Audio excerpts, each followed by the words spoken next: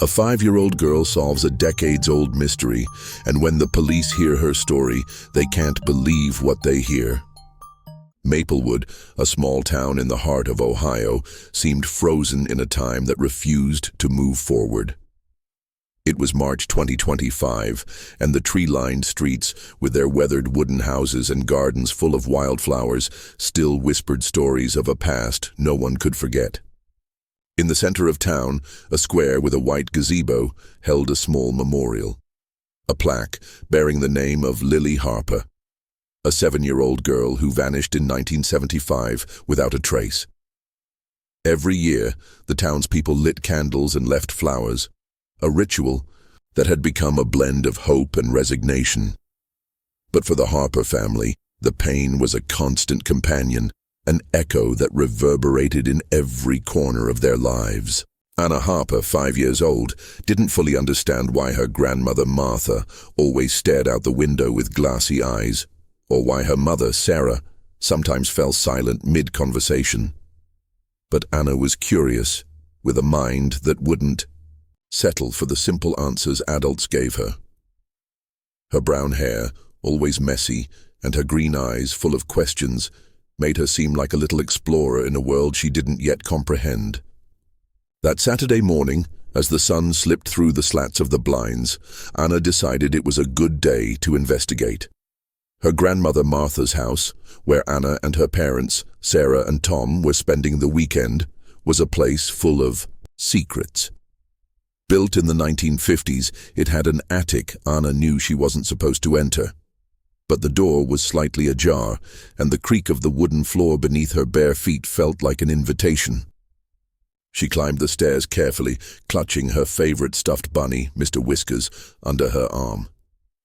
The attic smelled of dust and forgotten time, with stacked boxes and cobwebs hanging like curtains. Ana approached a wooden chest in the corner, its surface covered in scratches and fingerprints that seemed to tell their own stories. "What's in here, Mr. Whiskers?" Ana whispered, as if the bunny could answer her. She opened the chest with a creak that echoed in the silence, revealing a pile of black and white photos, some yellowed by time. One caught her eye. A girl, her age, with a red ribbon in her hair and a smile that seemed to light up the world. Ana took the photo carefully, as if it were a treasure, and ran downstairs, leaving a trail of dust on her blue dress. "Grandma, look what I found!" Ana shouted, bursting into the kitchen where Martha was preparing an apple pie.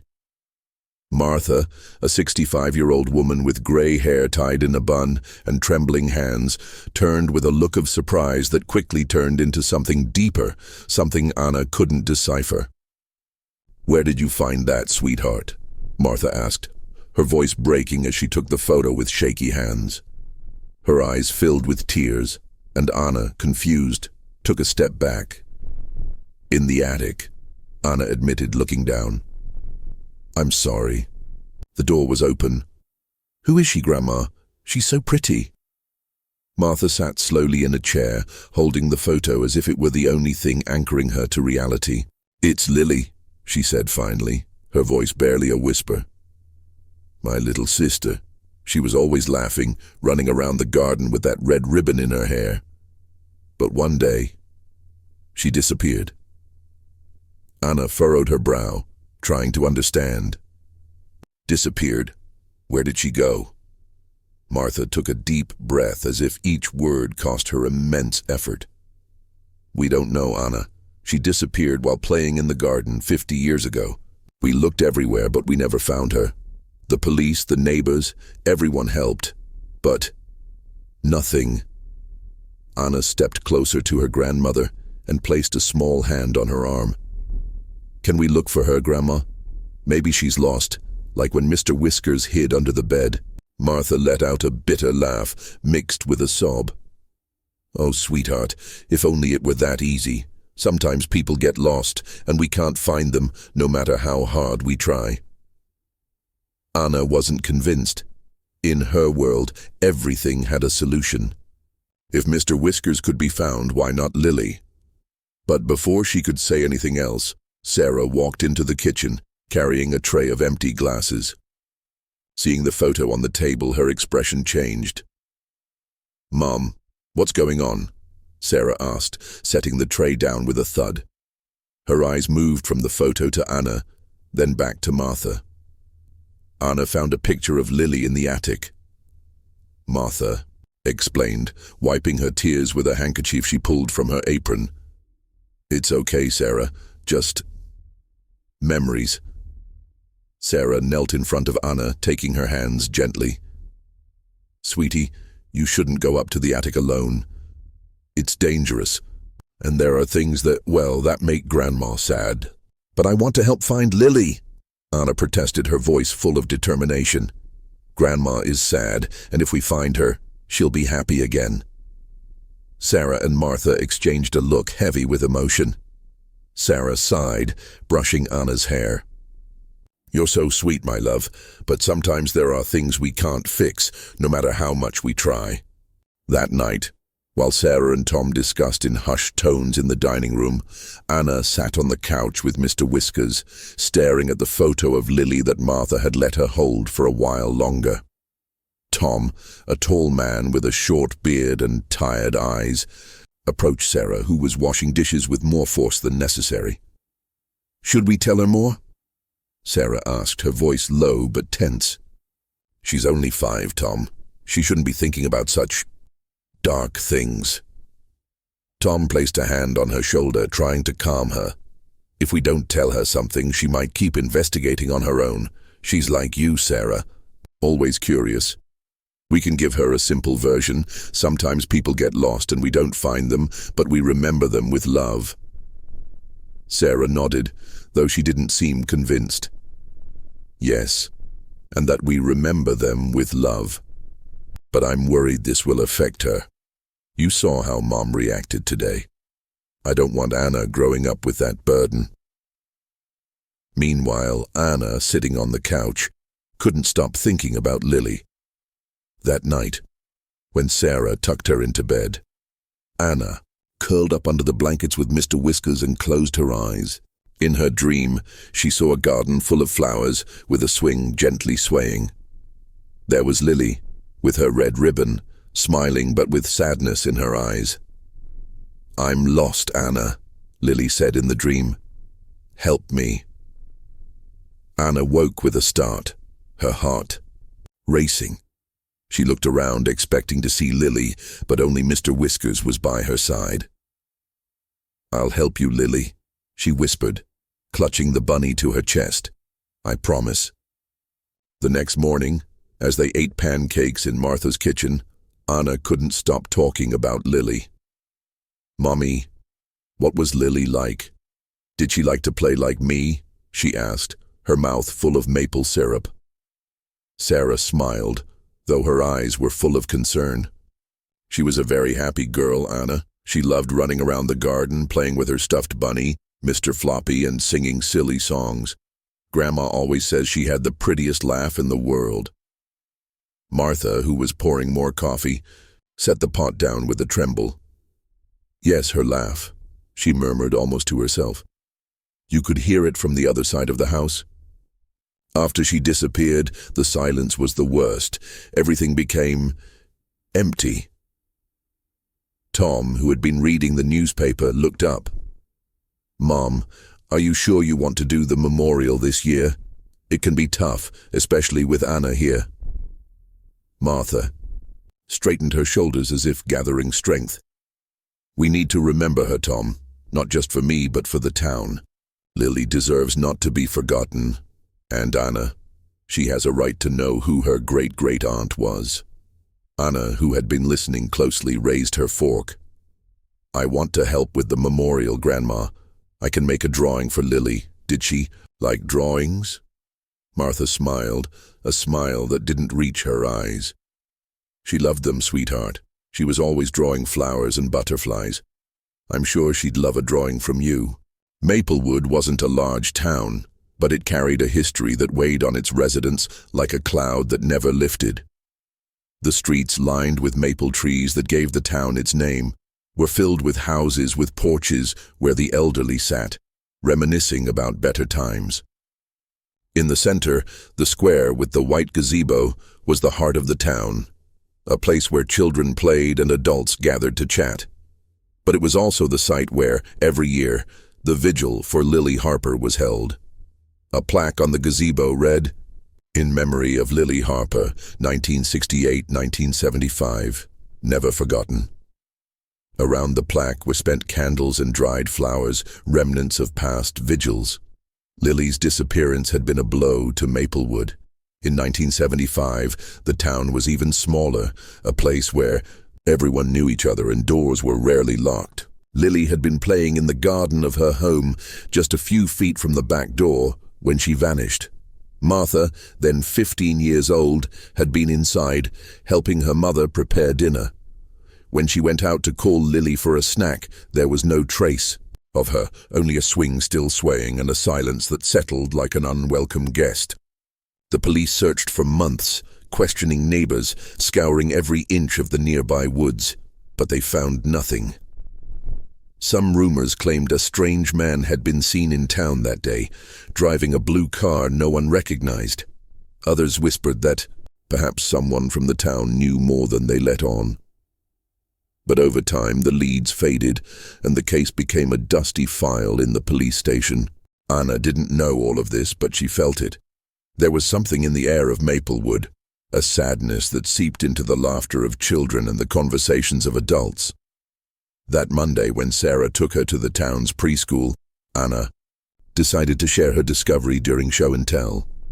She pulled Lily's photo from her backpack and held it up proudly. "This is my great-great-aunt Lily," Ana announced, her voice echoing in the classroom. "She disappeared a long time ago and they never found her. I want to help her come home." The other children stared at her with wide eyes. One of them, a freckled boy named Timmy, raised his hand. "Did she get lost like my puppy? We found him behind the barn." Ana shook her head. "No, Timmy, it was a long time ago. My grandma says they looked for her, but they couldn't find her."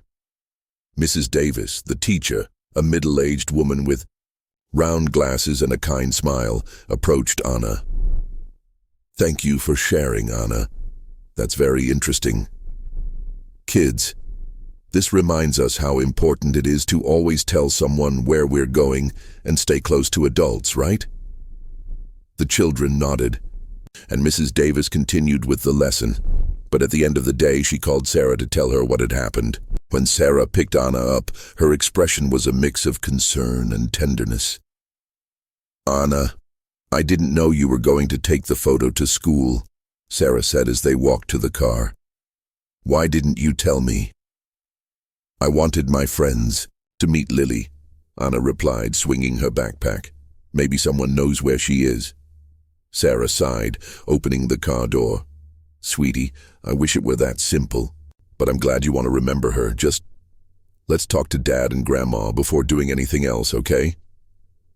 That night, during dinner at Martha's house, the atmosphere was heavier than usual. Martha had brought down an old stuffed bunny from the attic, Mr. Floppy, Lily's favorite. She placed it in the center of the table, and Ana hugged it as if it were a treasure. "Lily loved Mr. Floppy," Martha said, her voice trembling as she cut a piece of meatloaf. "She took him everywhere. When we found him in the garden after that day, it was the only thing we had left of her." Ana hugged the bunny to her chest. "Maybe he misses her too," she said, her eyes shining with tears she didn't fully understand. Sarah placed a hand over Martha's, trying to comfort her. "Mom, are you sure you want to do the memorial this year? It can be tough, especially with Ana here." Martha straightened her shoulders as if summoning strength.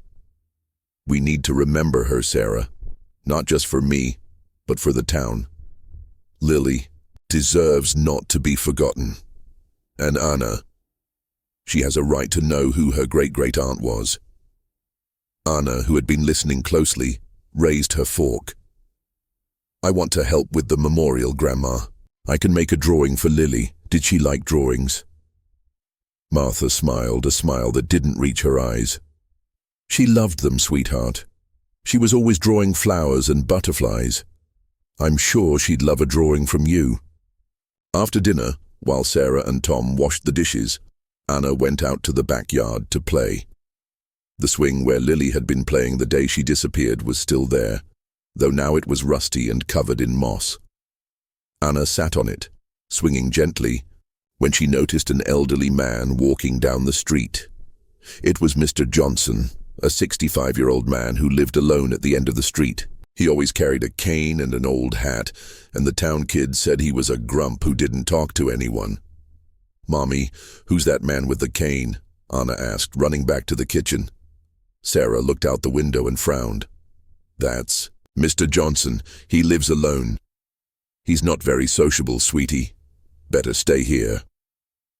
Ana nodded, but as she watched Mr. Johnson disappear around the corner, an idea formed in her mind. "Maybe he needs a friend," she murmured to herself, clutching Mr. Whiskers. Later, while Sarah read her a bedtime story, Ana pulled out a notebook and a pencil from her backpack. "I'm going to be a detective," she announced, her voice full of determination. "I'm going to write down everything I know about Lily." Sarah smiled, though her heart tightened. "A detective, huh? What are you going to write?" Ana furrowed her brow, concentrating as she scribbled with clumsy handwriting. "Lily disappeared in 1975. There was a strange car. I think Mr. Johnson knows something." Sarah leaned down to kiss Ana's forehead. "You're a very brave girl, my love, but now it's time to sleep. We can talk more about Lily tomorrow, okay?" Ana nodded, but when Sarah turned off the light and closed the door, Ana pulled the photo of Lily from under her pillow. She looked at it in the moonlight streaming through the window, her green eyes shining with a mix of curiosity and determination. "I'll find you, Lily," she whispered, pressing the photo to her chest. "I promise." The morning sun filtered through the slats of the blinds in Martha's house, painting golden streaks across the wooden kitchen floor. It was Sunday, and the air in Maplewood smelled of freshly cut grass and baked bread, a mix that always made Ana feel as if she were in a fairy tale. But that day, the 5-year-old wasn't thinking about fairy tales. Her mind was occupied with Lily, the great-great-aunt who had vanished 50 years ago, and the elderly man she had seen the day before. Mr. Johnson. Ana was convinced he knew something, though she couldn't explain why. It was a hunch, one of those ideas that lodged in her head and wouldn't let go. Ana sat at the kitchen table, coloring a drawing she had made for Lily's memorial. A garden full of flowers and butterflies, with a girl with long hair and a red ribbon in the center. As she colored, she hummed a song she had learned at school. But her eyes kept drifting to the window, toward the street where she had seen Mr. Johnson. "What are you drawing, sweetheart?" Sarah asked, walking into the kitchen with a cup of coffee in her hand. Her brown hair was pulled back in a messy ponytail, and her eyes showed the exhaustion of a restless night. She had been up late, talking with Tom about how to handle Ana's curiosity. "It's for Lily," Ana replied, holding up the drawing with pride. "It's her garden where she used to play. And look, I added butterflies because Grandma said she liked them." Sarah smiled, though her smile was tinged with sadness. "It's beautiful, Ana. I'm sure Lily would love it. Do you want to save it for the memorial?" Ana nodded eagerly, but then her expression turned more serious. "Mommy, do you think Mr. Johnson knew Lily? He lives so close and he's really old. Maybe he saw her playing." Sarah frowned, setting her cup on the table. "I don't know, sweetie. Mr. Johnson was just a teenager when Lily disappeared, and he's not very sociable. I don't think he'd want to talk about those things, but maybe he would," Ana insisted, her voice full of determination. "I'm going to ask him. I want to be his friend." Sarah sighed, knowing that when Ana set her mind on something, it was hard to change it. "Okay, but not today. We're going to help Grandma with the memorial, and then we'll see." "Deal?" Ana nodded, though in her mind she was already planning how to approach Mr. Johnson. There was something about him, the way he walked with his cane and kept his eyes on the ground, that made her think he was sad. And Ana knew that sad people sometimes needed a friend. Meanwhile, in the dining room, Martha was going through a box of keepsakes she had brought down from the attic. There were photos of Lily, letters she had written when she first learned to write, and a small notebook where she drew flowers and animals. Martha held one of the letters, its childish handwriting traced in colored pencils, and her hands trembled. "Dear Mom," the letter read, "today I saw a blue butterfly and followed it to the woods. I think it was magic. I love you, Lily." Tom walked into the dining room, carrying a tray of juice glasses. Seeing Martha, he paused, his expression softening. "Mom, are you sure you want to do this? The memorial is always hard on you." Martha looked up, her eyes glistening with unshed tears. "I have to, Tom, for Lily, for me, and now, for Ana. She needs to know who her great-great-aunt was, even if it hurts." Tom nodded, setting the tray on the table. "I understand. I just don't want you to hurt yourself more. Ana is really interested, and I'm worried this might affect her more than we think." Martha managed a weak smile. "Ana is strong, like Lily was. She has that same spark, that curiosity.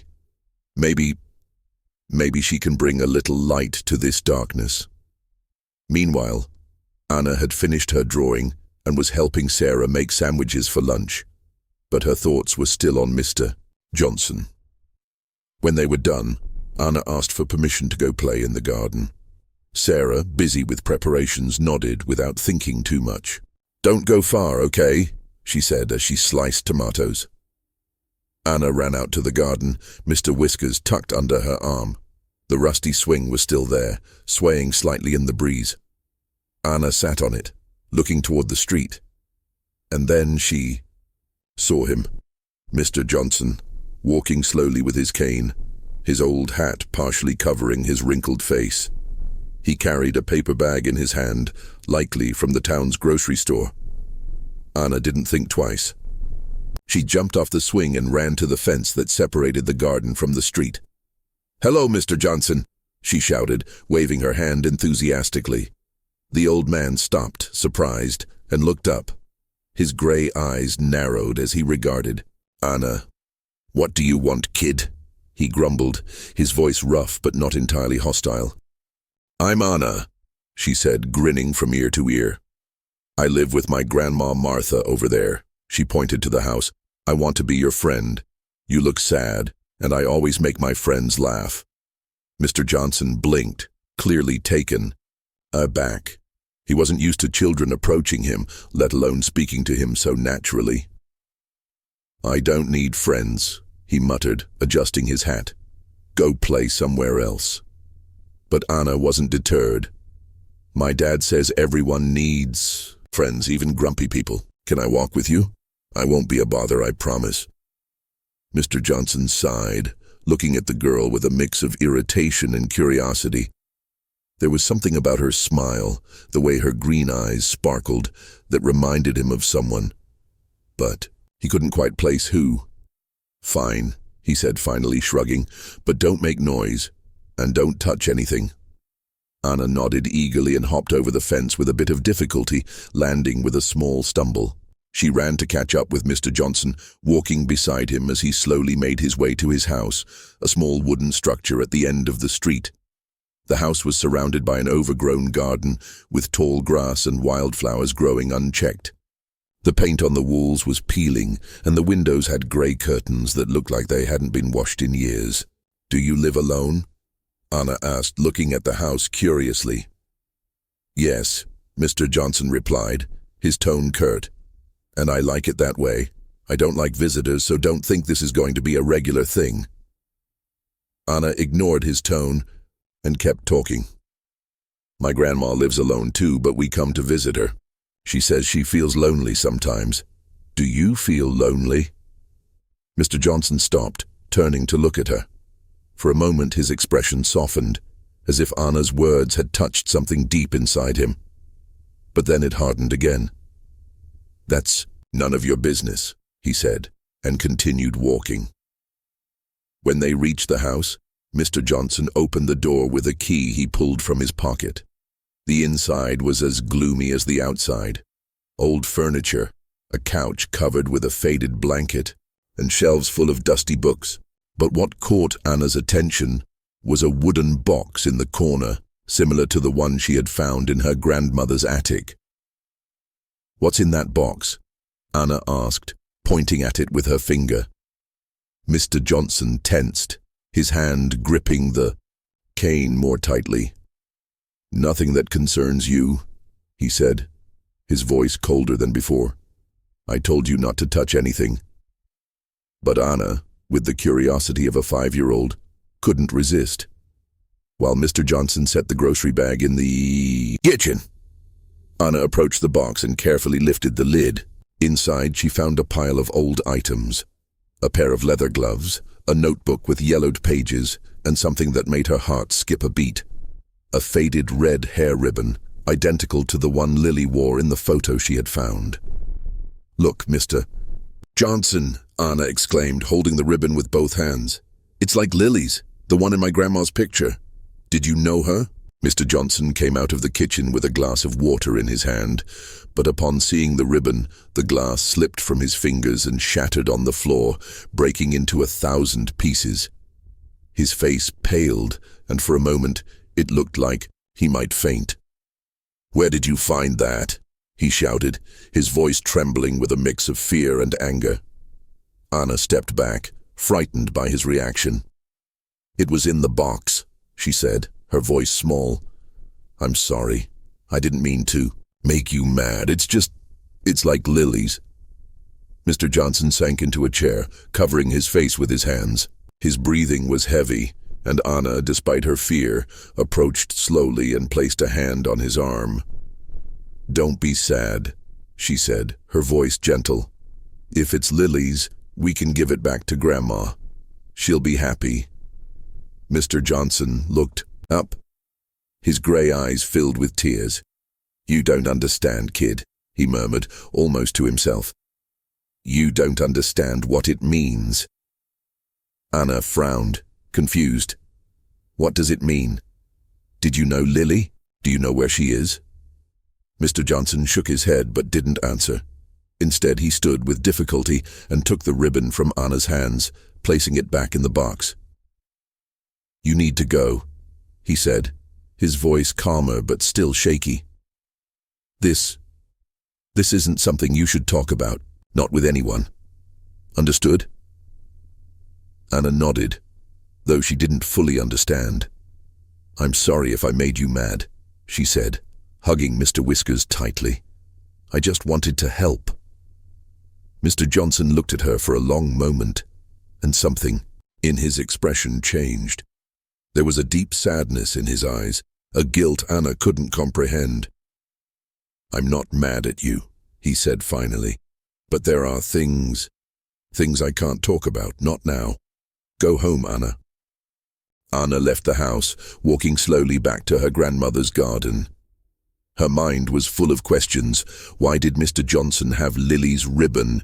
Why had he gotten so nervous?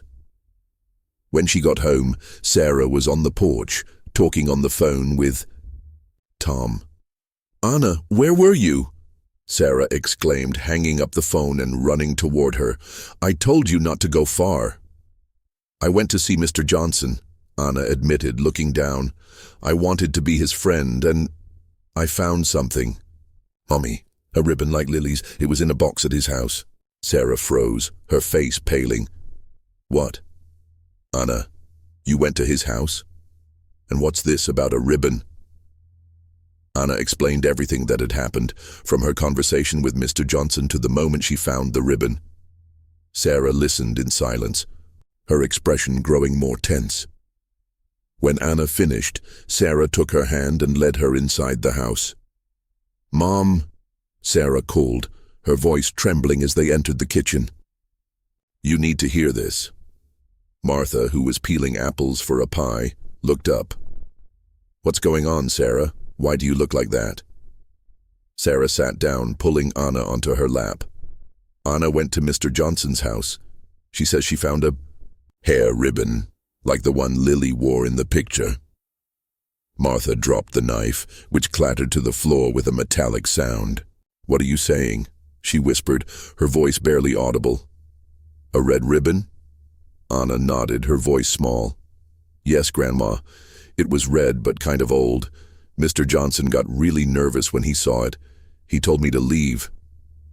Martha clutched her chest, as if struggling to breathe. "It can't be," she murmured. "It can't be the same one, but how?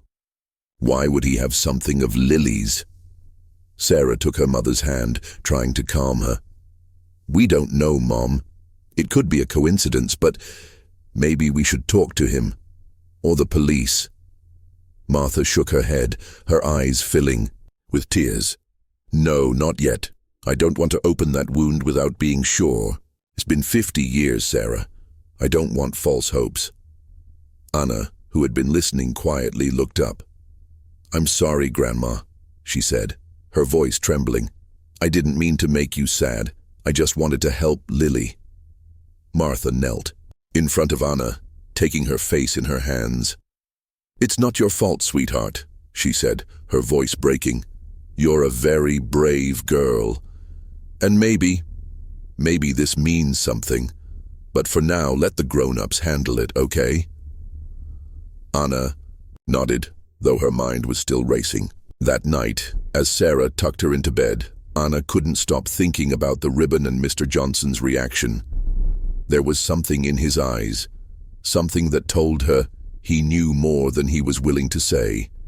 And Ana was determined to find out what it was. The air in Maplewood that Monday morning was crisp, with a hint of humidity signaling the arrival of spring. The town streets were quiet, save for the occasional sound of a passing car or a distant dog barking. Inside Martha's house, however, the atmosphere was anything but calm. The revelation of Ana's discovery of the ribbon at Mr. Johnson's house had left the family in a state of tension that none of them could ignore. Martha had barely slept, her eyes red and her face pale as she prepared breakfast.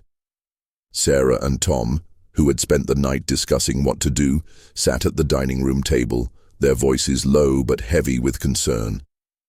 And Ana, the 5-year-old, who had set everything in motion with her curiosity and empathy, was on the living room couch, coloring a new drawing for Lily while humming a nursery rhyme.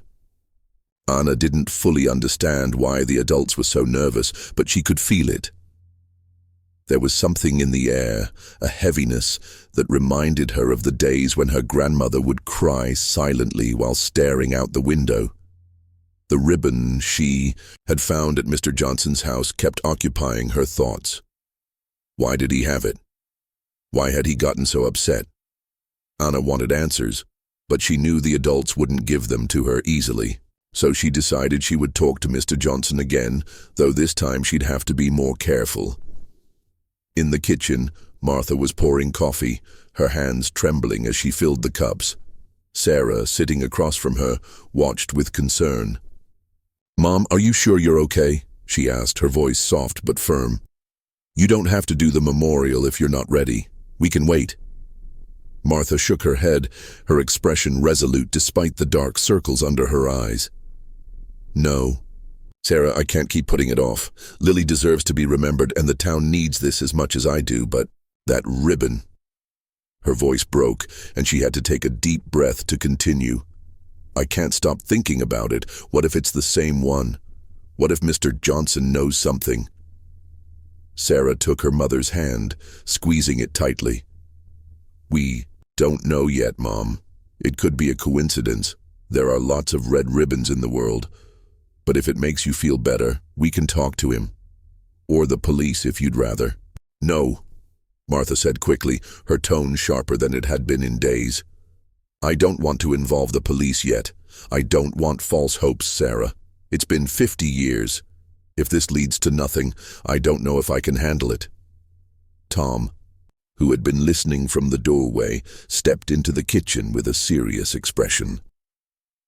I agree with your mom, he said, placing a hand on Sarah's shoulder. We can't rush into this, but I think we should talk to Mr. Johnson. Not to accuse him, but to understand why he has that ribbon. There might be a simple explanation. Sarah nodded, though she didn't seem convinced. Okay, but I don't want Ana getting more involved in this. She's already too deep, and I don't want her to get scared or start imagining things. In the living room, Ana had stopped coloring and was listening to the adults' conversation, though she didn't understand everything they were saying. She knew they were talking about Mr. Johnson and the ribbon, and that was enough to fuel her curiosity. She decided she couldn't wait for the adults to act. If they wanted answers, she would find them. "Mommy, can I go play in the garden?" Ana asked, peeking into the kitchen with her best innocent smile. Sarah looked at her, hesitating for a moment. "Yes, but don't go far, okay? And don't go to Mr. Johnson's house again, understood?"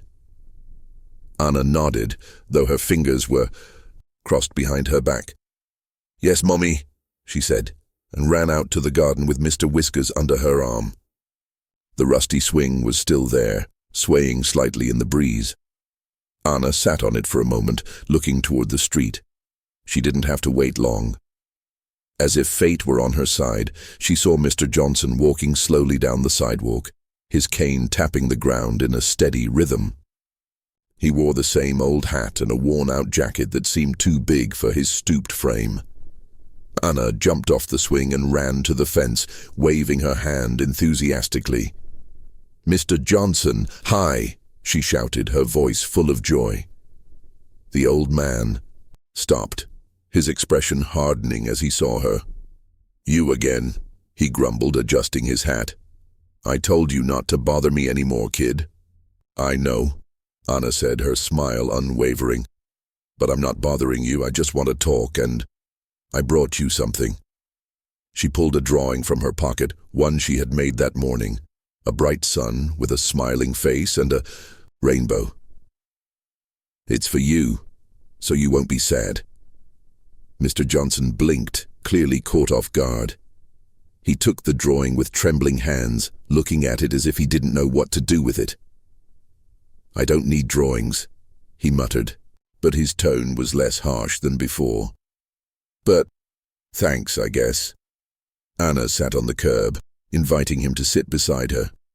To her surprise, Mr. Johnson did, though with a grunt of effort as he settled onto the curb. "You're a very persistent kid," he said, glancing at her sideways. "I'm not used to this."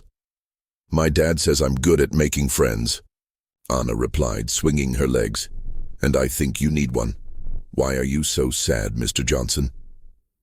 The old man was silent for a long moment, his eyes fixed on the drawing he still held. Finally he sighed, a deep, weary sound that seemed to come from the depths of his soul. "There are things you wouldn't understand, little one," he said, his voice low. "Things I've carried for a long time." Ana frowned, tilting her head. "My grandma is sad too. Because of Lily. She says she disappeared a long time ago. And the ribbon I found at your house, it's like Lily's. Did you know her?" Mr. Johnson tensed, his hand gripping the cane so tightly that his knuckles turned white. "I told you not to ask about that," he said, his voice trembling. "It's not something you should talk about." "But I want to help," Ana insisted, her voice full of sincerity. "Grandma cries a lot because of Lily. If you know something, you can tell me. I won't tell anyone if you don't want me to." Mr. Johnson looked at her, and for the first time, Ana saw something in his eyes she hadn't seen before. Fear. But there was something else, too. Something that seemed like relief. As if Ana's words had touched a part of him that had been buried for decades. "You're very brave, aren't you?" he said, his voice barely a whisper. "Braver than I've ever been." Ana didn't fully understand what he meant, but she nodded. "My dad says being brave is doing things even if you're scared. Are you scared, Mr. Johnson?" The old man closed his eyes, and a single tear rolled down his wrinkled cheek. "Yes," he admitted, his voice breaking. "I've been scared my whole life. Since that day. Since I saw something I shouldn't have." Ana moved closer, placing a small hand on his arm. "You don't have to be scared," she said, her voice gentle. "You can tell me. I'm good at keeping secrets." Mr. Johnson took a deep breath, as if gathering all the courage he had left. When he opened his eyes, there was a determination in them that Ana hadn't seen before. "Okay," he said finally, "I'll tell you, but you have to promise not to tell anyone yet. Can you do that?" Ana nodded solemnly, holding up her hand with her pinky extended. "I promise," she said. "Pinky promise." Mr. Johnson managed a faint smile, hooking his pinky with Ana's. "Pinky promise," he repeated, then took another deep breath. "When Lily disappeared, I was 15 years old. I lived a few streets away from here, and I knew her. We weren't friends, but I'd see her playing in her yard. She was always laughing, with that red ribbon in her hair." Ana listened intently, her eyes wide. "So you really knew her?" she asked, her voice full of wonder. "Yes," Mr. Johnson said, his gaze lost in the past. "That day, the day she disappeared, I was walking through the woods near the Harper's house. There was a shortcut I used to get to the store, and I saw something. I saw a man I didn't know, carrying a girl. She was crying and she had a red ribbon in her hair. It was Lily." Ana gasped, covering her mouth with her hands. "You saw her, and what did you do?" Mr. Johnson looked down, his hands trembling. "I didn't do anything," he admitted, his voice heavy with guilt. "I was scared. The man saw me, and he looked at me in a way that I knew if I said anything he'd hurt me, so I ran home and didn't tell anyone. Not my parents, not the police. No one." Ana frowned, trying to understand. "Why didn't you say anything? You could have helped Lily." "I know," Mr. Johnson said, his voice breaking. "And I've lived with that guilt all these years. Every day I wake up thinking about her, wondering if I could have saved her. But I was just a kid, Ana. I was terrified." Ana was silent for a moment, processing what she had heard.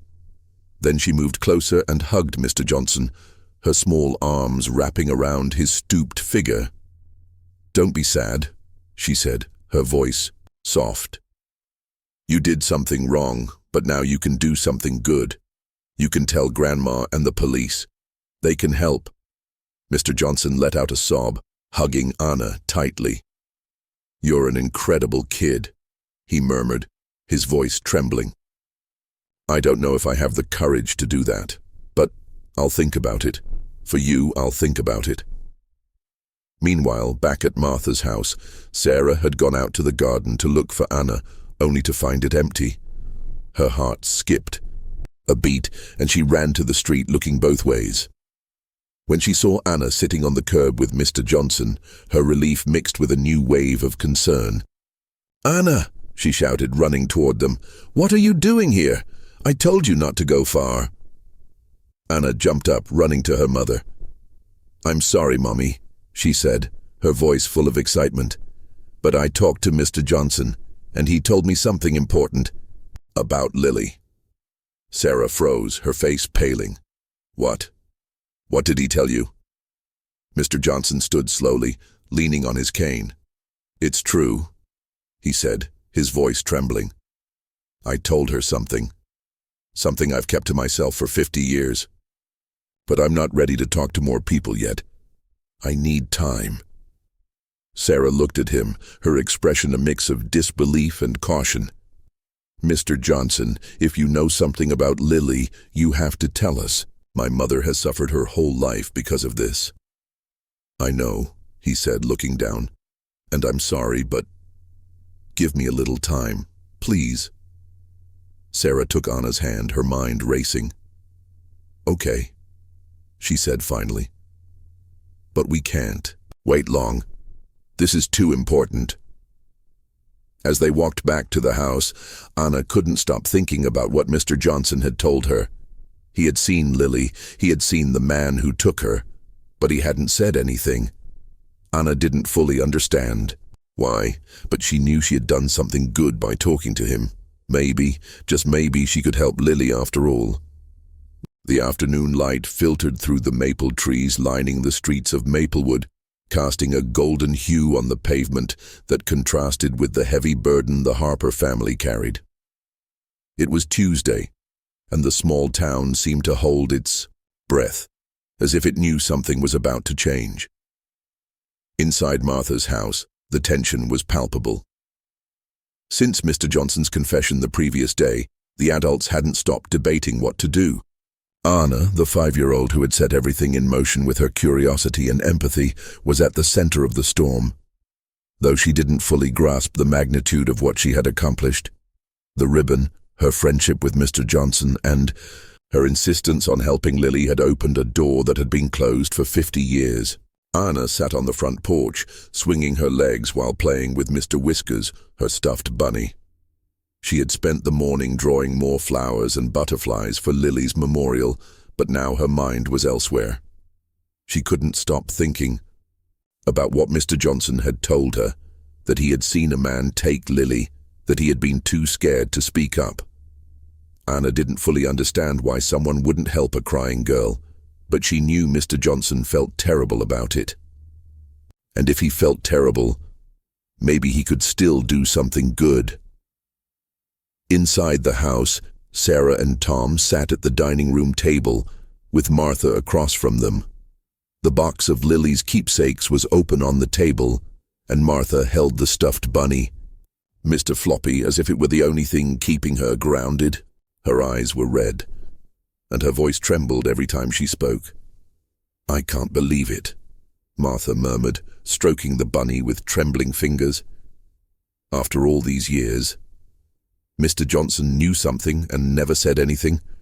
How could he keep that secret for so long?"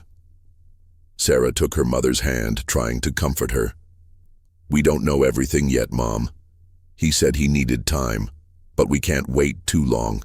If what he told Ana is true, this could be the key to solving Lily's case." Tom, who had been staring out the window with a serious expression, turned to them. "I agree," he said, his voice firm but laced with concern. "We can't let this sit.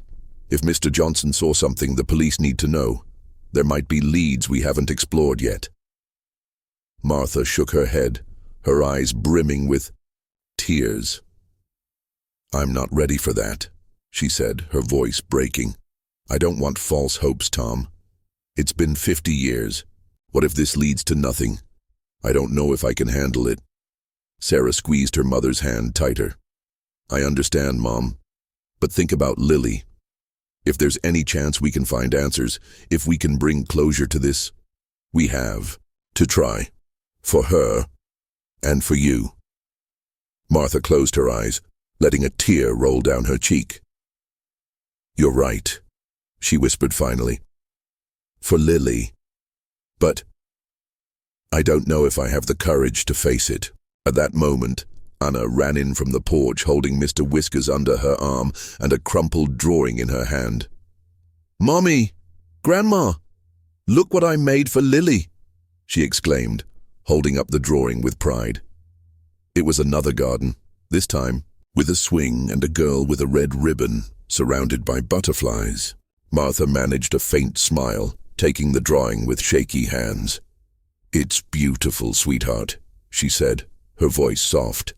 "Lily would be so happy to see it." Ana climbed onto a chair, looking at the adults with bright eyes. "Mommy, are we going to help Lily now?" she asked, her voice full of hope. "Mr. Johnson said he saw the man who took her.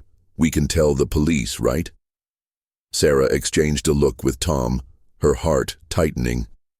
"Sweetie, it's not that simple," she said, brushing Ana's hair. "Mr. Johnson needs to be ready to talk, and we have to decide how to handle this, but yes, we're going to do something, I promise."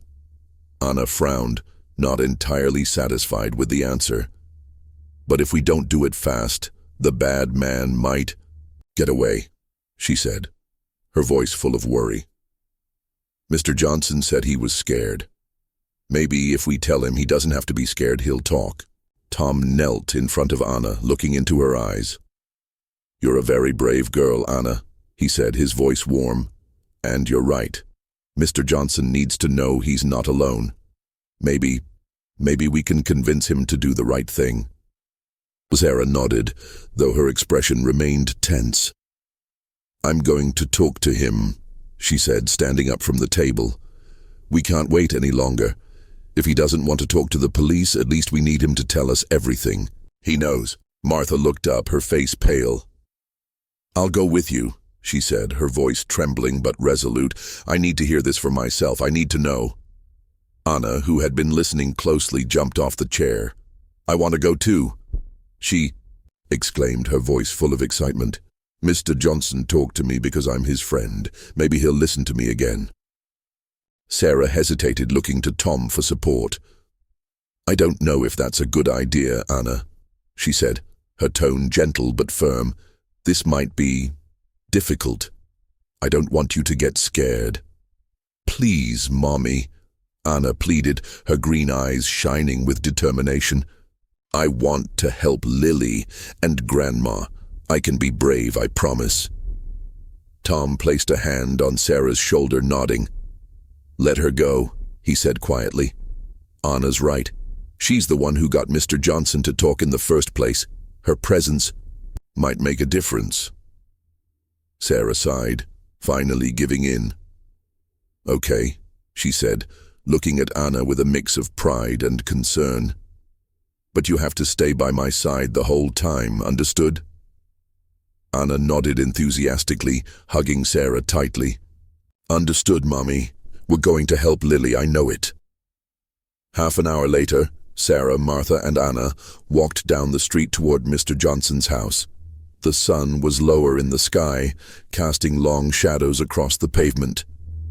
Mr. Johnson's house still had the same desolate look Ana had seen before. Overgrown grass, peeling paint, and grey curtains that seemed to hide more secrets than they revealed. Sarah knocked on the door, her heart pounding. There was no response at first, and for a moment she thought Mr. Johnson wasn't home. But then she heard the sound of shuffling footsteps, and the door opened slowly. Mr. Johnson stood there, cane in hand, with a tired expression on his face. When he saw Sarah and Martha, his face paled, but when he saw Ana, something in his gaze softened. What do you want? He asked, his voice gruff but not entirely hostile. I told the kid I needed time. Sarah took a deep breath, trying to stay calm. Mr. Johnson, we understand this is hard for you, she said, her voice firm but gentle. But what you told Ana about Lily, it's too important. My mother has been suffering for 50 years. If you know anything at all, we need to hear it.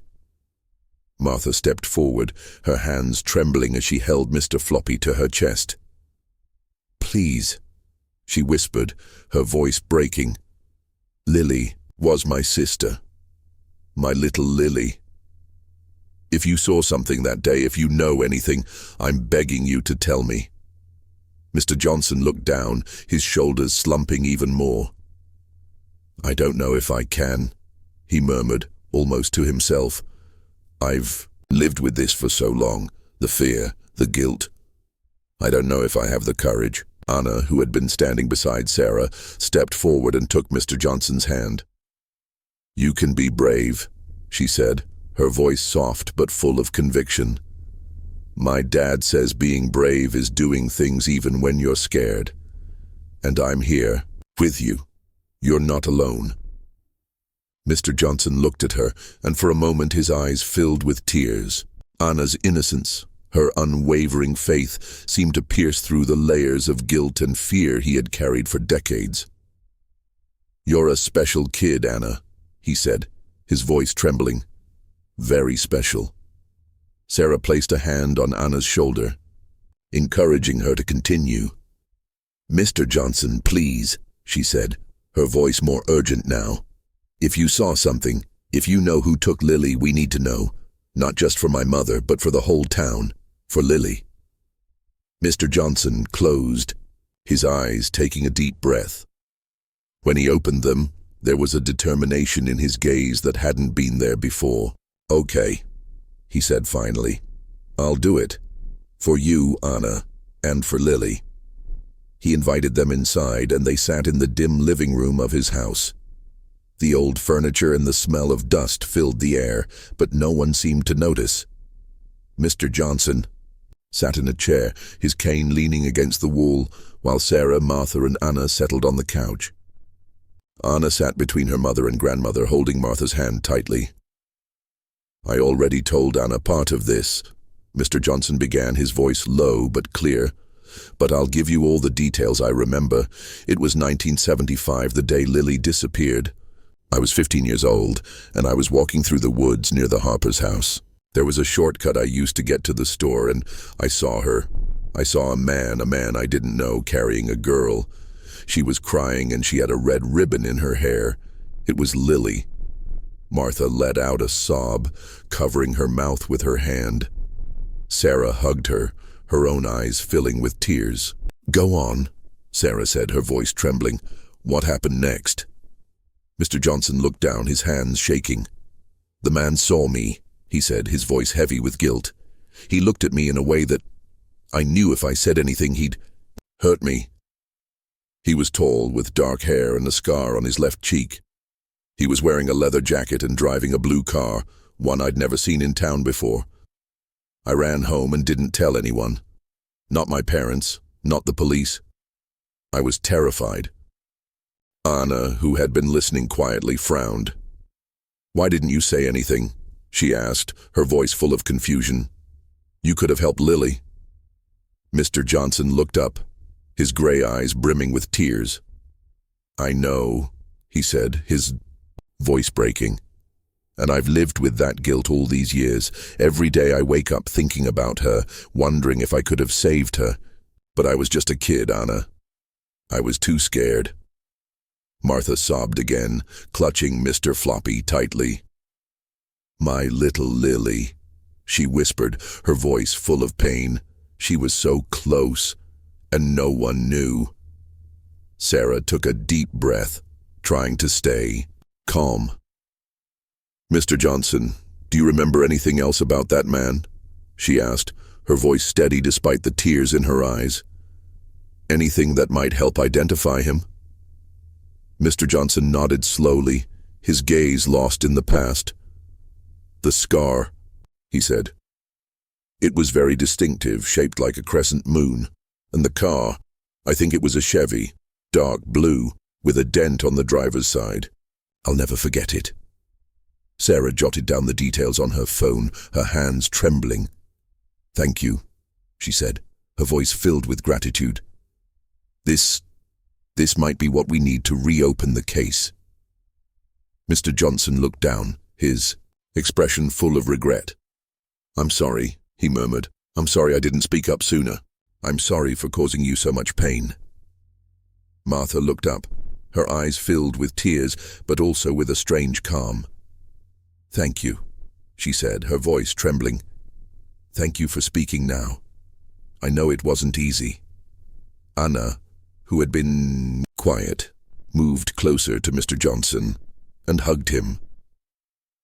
"You did something good," she said, her voice soft. "Now we can help Lily." Mr. Johnson let out a sob, hugging Ana tightly.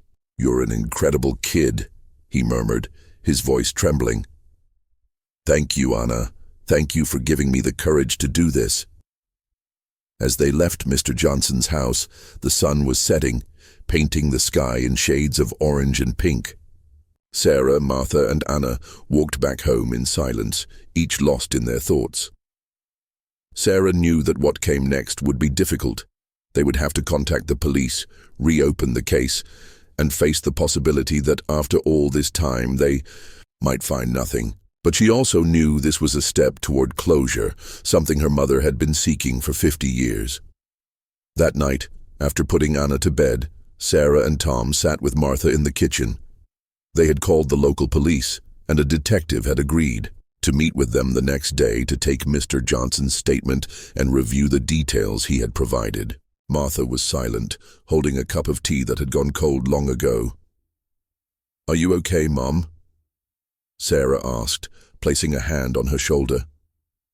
Martha looked up, her eyes shining with tears. "I don't know," she admitted, her voice trembling. "For the first time in 50 years I feel hope. But I'm also scared. What if we don't find anything? What if this is all for nothing?" Sarah took her mother's hand, squeezing it tightly. "We won't know until we try," she said, her voice soft but firm. "But whatever happens, we'll face it together. For Lily." Martha nodded, a small smile breaking through her lips. "For Lily," she repeated, her voice filled with love. Meanwhile, in her room, Ana lay in bed, looking at the photo of Lily she had kept under her pillow. She didn't fully understand what was happening, but she knew she had done something important. She had helped Mr. Johnson be brave, and now the grown-ups could really look for Lily. "We'll find you, Lily," she whispered, pressing the photo to her chest. "I promise." Weeks later, Maplewood had changed. Mr. Johnson's confession led the police to reopen Lily Harper's case, and after an exhaustive investigation, they found remains in a nearby forest that confirmed her fate. The man with the scar, identified as an itinerant worker from the time, had passed away years ago. But his identification brought the closure the town had longed for over 50 years. In an emotional ceremony at the town square, Martha and the community honored Lily with a new memorial, a red-painted swing surrounded by flowers, where children could play and remember her laughter.